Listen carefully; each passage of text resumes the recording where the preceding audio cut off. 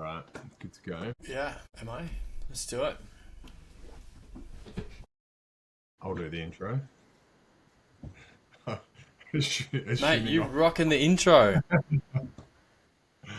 uh, we'll start back with the old intro boy doing his thing. Yeah, just let it flow, man. Don't let the intro control you. Just let the intro be. Famous last words from the person who doesn't do the intro. Just give it some jazz, man. I'm just here for constructive feedback on the intro. Sure. All right, sweet. Oh, man, I'm going the wrong way there. All right. Welcome back to the Failing Upward Club, new series from two failed founders. This is a space where we reflect on the tough lessons from failure, and I guess we try and work out how to improve and not repeat the same mistakes over again. Danny, welcome to episode 3. I think we're up to. How you going? I'm going well. I think I said for the last episode that I was feeling good as well. It's nearly a nice like therapeutic release to talk about some of this stuff, and we haven't even scratched the surface yet. I think we can go deeper and juicier on some of these topics, but I think the getting to the some of the meat and potatoes around value last week was good. Obviously a very tough topic, and I think today's conversation is meant to be something very closely related to how well you can articulate value in sales. So what have you got for us, Yes. Mike? Yeah, I think broadly like sales, and maybe we expand the lens a little bit, but sales and GTM learning. So a little bit of marketing and kind of content strategy and things blended in as well. But in sticking with our approach and our structure here, maybe let's just cover the key lessons or key topics up front. So the first one being we didn't quite get the sales balance right in terms of timing. And the key lesson there was probably not enough time selling early enough on in the piece or the business's journey. The next one being the challenges around growing beyond founder-led sales teams or founder-led sales holistically. For us specifically, there were some competing priorities in managing our strategic relationship with our banking partner versus external clients, as well as trying to find the right fit first hires. And there's probably some meaty topics in and around that with respect to the ownership structure, the flexibility we had around REM, but also just that common kind of dichotomy of farmers versus hunters in the kind of typical sales folk personas. The third one being that strategically, from a product slash go-to-market bet, we really bet the farm on the fact that for us, the most important thing was showing breadth of use case application or application of our technology and insights across a range of different clients and industry verticals. And we felt that that would be more impactful for a number of different reasons than just a single industry kind of land and expand approach. And we can get into where we think ultimately that bet probably paid off, but probably meant timing was a little bit more protracted than it could have been. And then on the marketing kind of side of things, we really took this content-led marketing and go-to-market approach. And what we found there was, I think, probably pretty common, but we can discuss it, where trying to scale content ahead of hardcore client use cases and demonstrable use of your technology, you kind of hit this friction point where you've said a lot about what the background is, but then you need to get into the real meat and potatoes of here's the value we've delivered. And unfortunately, we were just kind of hitting that inflection point when the business was wound down. So that's where I'm at, Danny. That's the overview. Maybe I can hand it back to you, and first just make sure there isn't a key learning that you've had in the back of your mind that I've missed. There was one other key learning that came to me as we've gone through that, is that the title of this kind of content series should be Meat and Potatoes. I think that's 3 times we've referenced meat and potatoes in 3 episodes. Twice in, I think the second one. Oh, no, twice in this one, because I said meat and potatoes too. We should have just gone straight to meat and potatoes. That's a pretty good name for a podcast or a content series. So Failing Upward Club definitely has a story for it we should go into in one episode. I just can't wait till we get to the point of unpacking the zebra. Yeah, I think if we go into what you said, I think there's a few bits of context which are good just to base on before we dive too much into the learnings. And this really relates to this corporate venture capital style business, when you have an innovation lab and it's associated with a large organization, fundamentally, I think it just starts organizations in this very different realm.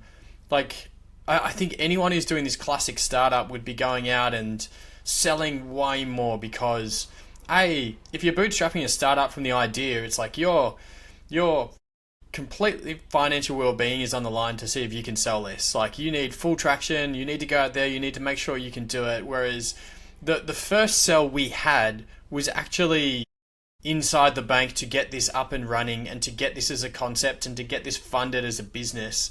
So I think we always forget when we reflect that our first sell was it was just a very different sell to most organizations. And it was a really hard sell. It took a lot of time and effort. It took a lot of things that needed to go right, from governance and approvals and reviews and getting through the mechanics of a bank.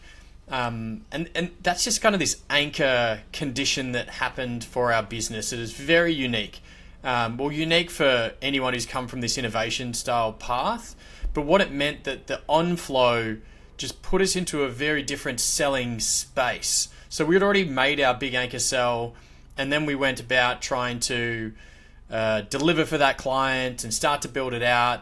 But really, the rest of our sales journey in terms of making this something that wasn't just for a big bank is where a lot of these other lessons come from. And I think that history is really where a lot of the complexities and lessons that came to us come from. And I just think it's just an important thing to level set from the start about why this business was a little bit different to a lot of startups that you'll see out in the market. Yeah, and I think structurally how that shows up, Danny, just to extend on your point, is initially we built a technology and a capability for the bank fundamentally as the anchor client, but then also for that bank to leverage with their strategic partners. So the way I think about that, and I think a lot of the where we spent our time over the first couple of years was actually as an extension of the bank in selling the capability on behalf of the bank.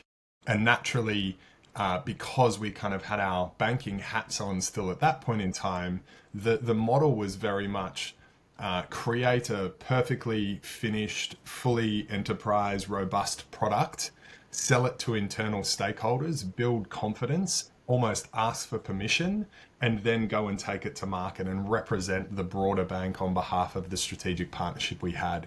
And I think for the founders that went through the couple of years in that process, we probably came very conditioned to a perfect product was all that could go out the door, and almost became a little bit conditioned to kind of asking for permission a lot more than I think a typical scrappy out of the back of the garage founder would be used to. And then when I think about when we kind of landed in actually having a product capability that we could take and sell exclusive from the bank off our own bat, I think we were still hadn't fully broken the shackles of some of that old behavior.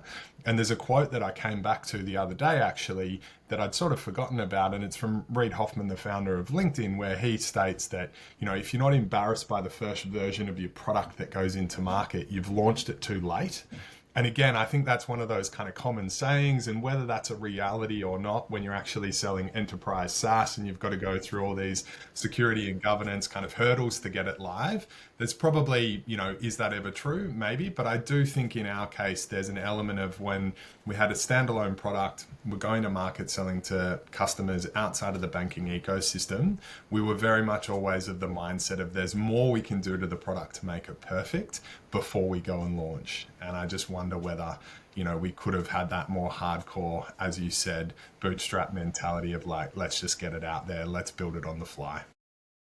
Yeah, and I think that is the challenge for anyone in this corporate venture capital space, or anyone just targeting enterprise B2B sales is the thing. Because there's a certain level of enterprise sales, if you're going big enough in town, you just can't get away from all of this security and governance, and like all of the front door for these organizations and procurements are so well versed in terms of vetting different businesses and seeing through the kind of pamphlet bullshit to be able to say, do you have all of these things? Does it work? Is it more than just an idea? Unless you can find the pockets of people who are willing to take the risk and willing to invest and know that they'll build the capability out with you.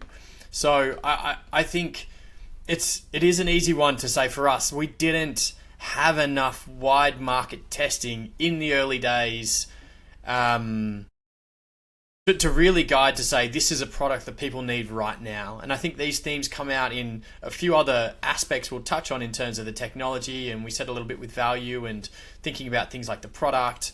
But the reality is we probably didn't get it right, but that's just easy to say looking back. We just had to spend so much time in those early days. And I think this started going to your second point you were talking to at the start around the competing priorities, where most of the business was focused on how do we just serve our core client first. And that's not wrong. Like, I think we've said it many times over the years, if your core client, if the first client you sold as a startup was a top 4 bank in Australia, that's a good starting point. And you better do everything you can to make sure that that bank absolutely loves you and you're fully embedded into their systems, their processes, exactly what they want to do, because that's just a great anchor starting point. And that was really a massive benefit for our business, having that as an anchor starting point. But it meant that we missed some of the journey of just the hardcore hit the pavement, doing the real hard sell, because so much of our hours were sucked into making a bank happy and all of the governance and all of the processes that go along with that. Yeah, and I think you're spot on there. I think the other piece as well, just on your point before around, the minimum set of requirements or minimum set of features and capabilities to get inside of a large organization. I think, I do agree with that fundamentally. I think the learning and the insight that we got from the market over the last few months is, I think once that foundation is built, a lot of organizations will also then buy into a story about future capability and kind of buy a product that's being co-created or developed almost as a bespoke capability for them. And it's no surprise, right? There's the vernacular, like no one gets fired for buying Salesforce. But when you look at what those guys do in the market, obviously they've got an incredible lineage and history of this extremely capable stack. But look at everything that's being sold in the market now, AI agents and all of this kind of stuff. There's only a small part of that that's built and operational on day one. And so that's that element of you've proven the foundational aspect of a business, and that takes time. I don't know how there's probably no way to accelerate that beyond a couple year journey. And you look at all these behemoths and monoliths, they've been in the market for decades, right? But then once you've got that credibility, I think then the switch is you can absolutely sell on a dream and a story, and that's where you accelerate the cycle, and that's where those big companies continue to get more sales because they've got the strong backing and foundation. Yeah, absolutely. And I think that confidence of the business and who's going to build it for an organization is where people can still go after big kind of B2B enterprise sales while being early on in their journey. Because once people have demonstrated their capability and demonstrated the trust, and people know you can go and build something which is safe and secure and trusted, and people aren't just kind of cutting corners and whatnot, there should be a lot more freedom in that approach. But yeah, I guess for us, it's just we started in this space where, I don't know, maybe we didn't early enough have the confidence to go and sell the rest of the we'll build it dream, because the bank standard and what we were trying to demonstrate was really this finished product. And I think this is really in our journey. It's our general founding, the core initial founding team weren't from hardcore sales backgrounds. I'm not a hardcore salesperson. I come from a tech and product and strategy style background. You've done a lot of kind of customer engagement, more on the sales than some of the rest of us. We've got tech co-founders who don't even want to fucking talk to a human at any point in time. And so it was just something that we realized we needed to fill the gaps. And this is where it comes from. If you're not going to have you're not going to have a sales founding team member, then it's something people need to pick up really, really quickly. Because the whole adage of first time founders focus on product, second time founders focus on distribution or sales or go to market, it's totally true. And once you've got the battle scars and you've gone through the process, it's a very different game. But I guess where we needed to go was to think about who we brought into the mix and what they brought to refining something which was a proposition. So maybe, Mike, like how do you think about the journey to how we found different people, for right or for wrong, who came into our business to help with go to market? Because there was quite a few over the years who came in, and there's certain people who had certain skills around nurturing what needed to happen, and other types of skill sets we played with over the years. Like, what do you think was important for how we thought about it, where we got it right, or where maybe we made a few mistakes in terms of thinking about go to market? Yeah, I think from a couple of, I guess, just the key lessons, one of the things that is incredibly important is having like the early hires, especially in the position we're in, which is really like the 0 to 1 sales phase. You're almost bringing in people that are like co-creating the product with you, and it's an acknowledgement that it's not fully furnished, and what you're going to get as part of what you're taking to market is, you know, the core foundational understanding of what the capability is, a first guess almost at what the right product is, but then actually the requirement is for you to have the ability to go out and sell the vision, sell the dream, understand like at quite a deep technical level what the sort of full capability could deliver on, but then really be adaptable enough to be closing the gaps and filling in some of those stories. And I think we had a mix of people that intuitively did that well. And I think the people in our organization that did that the best that we brought in were kind of ex-founders that just naturally kind of adopt that position of, yeah, I'm going to go and tell the story and tell the dream because I've done that for my whole professional career. And that's the area I feel comfortable in. I think where we learned we probably picked a couple of the wrong people along the journey was where they were maybe the 1 to 5 style of sales folks. We're still early on, still very much heavily dependent on relationships, but required more of a fully furnished product and a playbook to be selling against, as opposed to wanting to be filling in like a lot of the gaps along the way. And for me, that was kind of a big learning. And I think we've got some understanding around probably how to spot that as well. But it's also the discipline, to your point, when we bring those learnings together, it's about, as a founding team, how do we get out in market and sell a bit quicker ourselves and sell a bit more conviction, sell a bit more focus to get that initial sales velocity and revenue velocity going, and then save some of those hires that are really ultimately going to amplify proven products or scale proven products to maybe later on in the journey. Yeah, I think those are the right learnings, and we don't have to go through talking through all the individuals who are associated with the company, but like the one who fit the best, who was pretty much a founder in his own right because of the timing was so early on in the journey, really became Ollie. So like I'm sure we'll do a conversation with Ollie in the future on this, because he'll have lots of lessons around not just here, but other businesses and other ventures and other things he's been involved with in his life. But I think the key thing was Ollie is an ex-founder, as you said. Ollie's had to do the relationship sell. Like Ollie has a network of individuals that he knows since he ran an analytics company for whatever it was, 15, 20 years. But he had a lot of familiarity with the space and a lot of buy-in to the proposition to be able to also go on that journey to craft it, as you said. Like he had that skill set which had enough of the sales background, and Ollie will tell you himself, Ollie's not a hardcore hunter sales guy. He's not the guy, I'm going to hit the phone and I'm going to call 1,000 people. Like that's not who he is. And that wasn't really the role that we needed him to do at that point in time. Because it was more about how do you craft the proposition and say, actually, what is the true value we're delivering here, and how do we craft that into something? So I think the work we did with Ollie was really good, and it helped to frame that. And I think where we found as we went along is we did also recognize as we went throughout our journey that we didn't have enough pure hunter in us as well. But also there was an aspect of timing for bringing in the hunters around timing.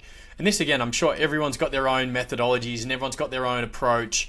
And like there's a balance between the hunter and farmer concepts and the people who nurture the relationship and do the longer sell and the deal and different personal approaches that they go versus the people just hitting the payment and getting on the phone and getting you in front of 100 people as fast as possible. I think what we found I think what you were trying to get to before was we probably tried to bring those people in at the wrong time when we didn't really have that clear articulation or that clear kind of product market fit more broadly in the market to say, here's exactly the things you need to sell, here's what it looks like, here's the person you need to go to talk to. Because the nature of the space, because we were going so broad in use cases and industries and what you could do, was really a consultative sell to start. And I think like the key learning for us, definitely myself, is I don't think I sold enough early enough. Like too much of my time got sucked into the product and ops space, which is what I primarily was doing. Like that's the role title I had. But like the reality is we were all selling and I still had my go-to-market, but my go-to-market sales thing was like a day a week compared to 3 or 4 days a week for a long time. It was like I was doing that stuff on the side and going to partner channels and doing all of those things, but a lot of the time was stuck on product and development and guiding the engineering team and doing all of those things from an ops perspective as well.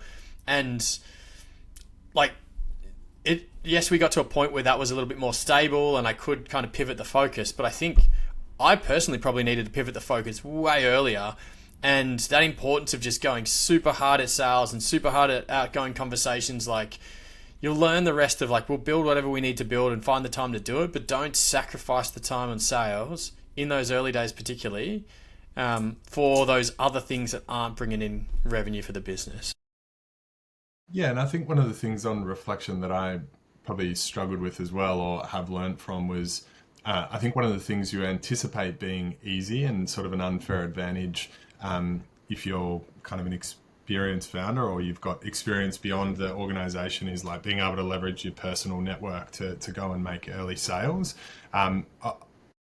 I think that is true, but then I think there's also what I spoke to before. There is this a little bit of a hesitation where you know the product could be so much more than what it is today. And so there's this balance of, I don't want to kind of burn a relationship, or I don't want to be embarrassed because I'm taking something that I know it's not as good as it could be. Like you've always got the peek behind the curtain. And I definitely found that I probably left some of the conversations that should have happened earlier to ultimately too late. And we've been laughing over the last kind of month or a bit as we've been in this wind down phase where the phone's been ringing from some of those connections, and it's like, unfortunately, it's just a bit too late. But for me, that's the other one. It's like just managing those early relationship-based sales or network-based sales when you know the product is evolving and potentially you're a few months away from where ultimately the best fit for that customer might be.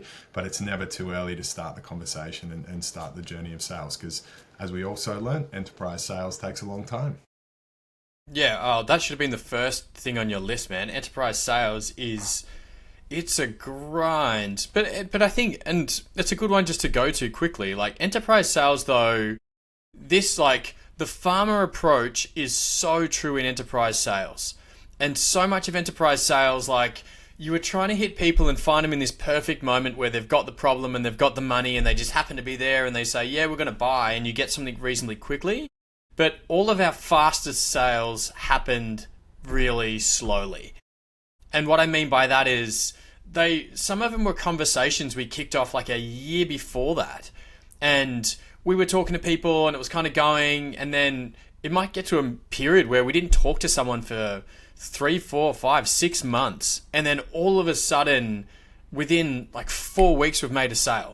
So it looks like it's this dormant kind of thing. And then all of a sudden you hit them at the peak where then they are ready to buy and they're in the market, and all of a sudden they need to do it quickly. And all of that work that you did to sow the seeds and nurture them and water them all came up through. You do need a balance of those different things, and I think like the strategy we were going to also aligns to our personalities insofar as we like to think we're good blokes, and it's like we're generally pretty honest, and the reality is we look back, we're far too honest for our own good, and we knew way too much about the technology, and we knew way too much around what the limitations were and what people needed to know, because that's the hats we typically used to wear. And I don't know, people can say, oh, that's a weakness and you need just ruthless salesmen who go out and they're just like selling whatever. But at the same time, that's not necessarily in the best interest of the long-term interest of the business. So, because if you go and you sell something that's not there, or you fuck someone over, because people forget that people who are buying are taking risks themselves. They're taking personal risk inside an organization to say, I'm going to stand behind this decision and this solution. And if that doesn't work, then they're the ones who have to eat it. And that's like a really hard lesson. Well, I don't know if you call it a lesson. That was like the toughest thing about this when we got to the end of the business, is like so many of these long relationships we built seem to be coming off. Our whole strategy around multi-product and multi-industry, and saying, this is how we're going to build the network. This is how we're going to build the ecosystem. We're going to start by expanding on the core businesses of the bank. We're then going to work with some strategic partners that we think have scale to get us into a number of other business. And then we're going to demonstrate these capabilities and use cases across this life cycle and across industries. And once that clicks together, we're going to have this incredible foundation ecosystem which will explode. And we got all the way to the end of that, and the story around how this exploded is obviously a more spicy story for another time. But the things that hurt the most after that happened was going and having to talk to clients to say, you know how you bought into the journey, you know how you took the risk personally to sign up and to say, we're going to commit this through and we're going to go on the journey with you guys. This doesn't exist anymore. And having them have to wear that personally and deal with the aftermath internally, that's the bit which is the hardest. Like, that was the most heart-wrenching, disappointing thing about the entire process, was to essentially feel like we've let those clients down. And whether it's our fault or not, we're the ones who had those relationships, we're the ones who built those relationships, and we're the ones who feel that the most. And I think the only thing that gets us through that process and into the future is the fact that we were genuine humans with them. We built genuine relationships. We were never trying to just sell the dream and sell something that wasn't there. And hopefully for a lot of those relationships, and so far it looks like that's the case, that's what will take us into the future, and hopefully we'll be able to do business with many of those individuals again in the future. Well said. Mate, moving on to the next one then, and you've touched on it with what you said just before, but maybe if you just want to extend upon it, or I can, but around kind of the strategic bet that we made, that breadth of use cases or products was more valuable, really use cases was more valuable than just focusing on a niche or a single industry. Yeah, can you talk to that? Yeah, I think it's a really interesting one, depending on what space you're playing in. And where we were playing is obviously this enterprise software domain.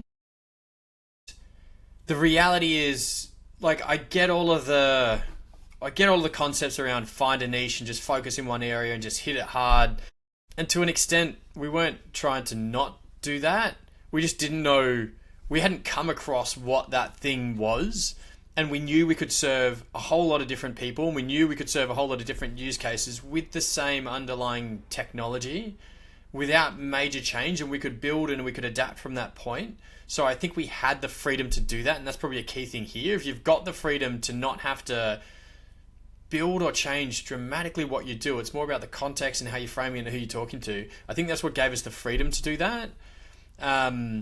But if we'd have gone just a single focus, maybe we're coming up against deals where we don't win because we're fighting against a big platform who can do everything and can tell the story. And I think it's just a really tough one. Like, this is the classic textbook learning. It's easy to just say, oh, just do this one thing and smash it and do it well and get it in there. But if you're selling something which is this enterprise data collaboration or insights capability, it just doesn't quite exist like that.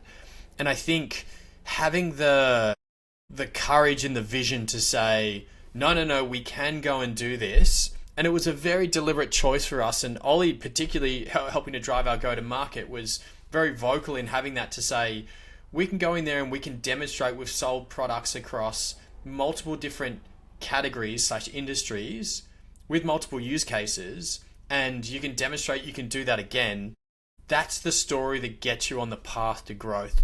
Like, that's the story we were prepping for when we needed to take a bigger round of strategic investment. That's the story that we say, look, now we just need fuel to pour on the fire, and we need to now throw the hunters at this. We now need to just throw hardcore, like, scale the go-to-market motion, and we'll see how we go from 1 to 10 or 10 to 100. And it genuinely felt like this year we clicked into that, all of what we had been so patient for that strategy, and it took a lot of fucking time and effort and a lot of patience to get there, because all the metrics were good. Every metric was great in terms of all the feedback, all of the traction, all of the buy-in to the vision across multiple different industries, people starting to come to us, partners, everything was going well. The only thing which was a lagging metric was revenue. And it was only until the last kind of 9 months where that started ticking and you felt the tip that you're like, all right, this strategy has been worth it, to the point where we've now shown, like, at the end of the day, what is it? 600% growth in 9 months. Like, if you grow 600% in 9 months, something has started to click. And that was the point to be like, all right, the strategy's paid off. Now, at the end of the day, was it sales that then killed the business? Arguably, I'll say no. If sales were faster, could that have saved the business?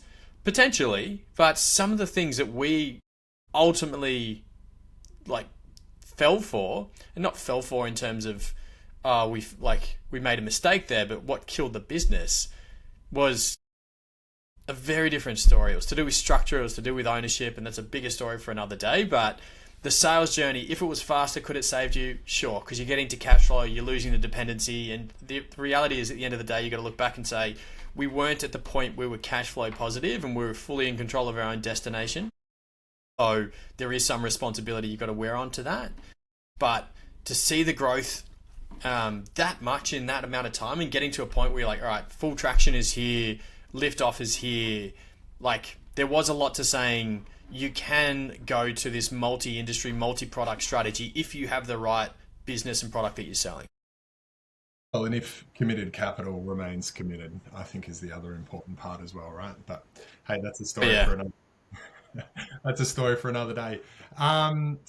So maybe let's close this one out then. The final one that I jotted down was really more on kind of the marketing side, or the demand creation side of the business.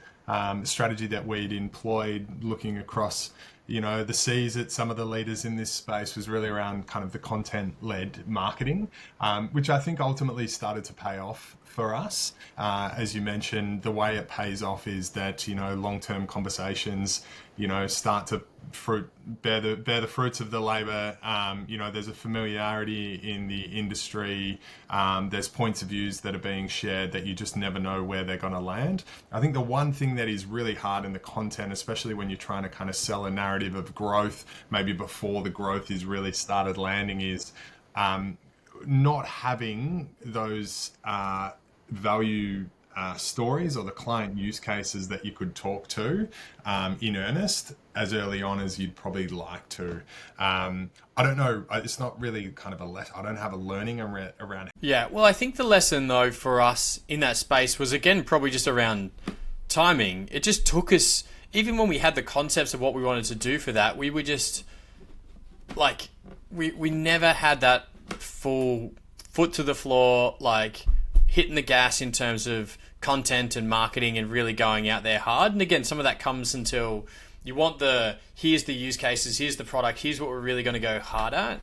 I think what we learned along the way is there's other ways you can be out there having conversations and discussing, and the Data Conversations podcast / collaborative customer growth podcast was a really good avenue to do that, because we could engage in conversations with a whole lot of different people and get their point of view, and it's helping to get you out there, but just connecting with different people across the industry in different lenses. And I think that's the best way to do it. While it's not like a hardcore marketing channel, just having those conversations and just putting the content and getting the discipline over just continuing to put out content is like, it's it just pays off. And I think there is a bit of nuance to it. We know what LinkedIn's like these days, and we know what social media is like these days. There is obviously a truckload of content, which sometimes is just too much. I think the key thing about it is it just has to be genuine content.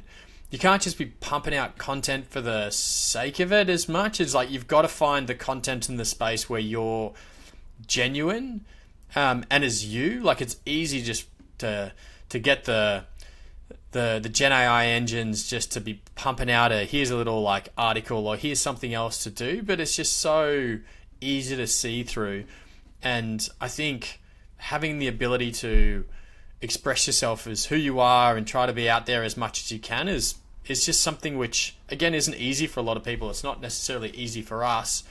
And we've had to learn how to just get into that muscle memory and habit of doing some recordings and having a conversation and putting it out there and putting up some content and making a picture of a zebra and saying, fuck, that'll do. Let's just roll with the zebra. So yeah, I think the learning's just, you've got to, in this day and age, you've just got to be able to roll with it. Know that it's not perfect, but steam forward. I know Gaz from we worked with Gaz Williams, Group Gaz, quite a lot over the last 12 months. And he's good at just saying, we're just going to do it. We're going to put on an event and we're just going to roll through and people will turn up and you just got to keep going. You just got to get into that like mode of